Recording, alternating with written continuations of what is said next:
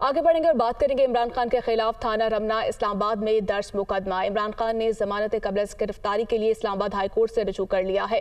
बेबुनियाद इल्जामात के तहत मुकदमा दर्ज किया गया। दरखास्त में मौक़िफ़ दरखास्त पर आज ही समाअत की जाए, ये इस्तदा की गई है।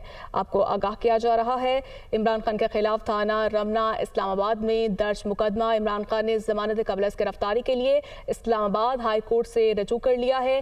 बेबुनियाद इल्जामात के तहत मुकदमा दर्ज किया गया है। दरखास्त में ये मौक़िफ़ है, दरखास्त पर आज ही समाअत की जाए, इस्तदा की गई। इसी पर मज़ीद बात कर लेते हैं हसीब मलिक से। जी हसीब, कहिएगा।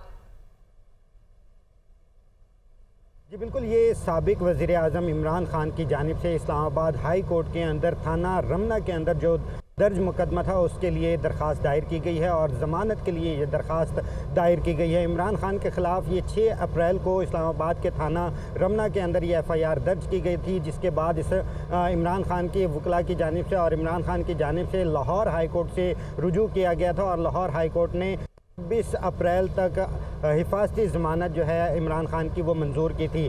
26 अप्रैल की तारीख़ मुकम्मल होने के बाद आज उनकी वकला की जानिब से ये दरख्वास्त दायर की गई है, जिसके ऊपर रजिस्ट्रार इस्लामाबाद हाई कोर्ट की जानिब से एतराज़ात भी आयद किए गए हैं और एतराज़ात जो आयद किए गए हैं उसके अंदर मौक़िफ़ इख्तियार किया गया कि इमरान खान की जानिब से जो दरख्वास्त दायर की गई है उसके अंदर बायोमेट्रिक भी मौजूद नहीं है और दूसरा जो एतराज़ आयद किया गया है उसके अंदर मौक़िफ़ इख्तियार किया गया है कि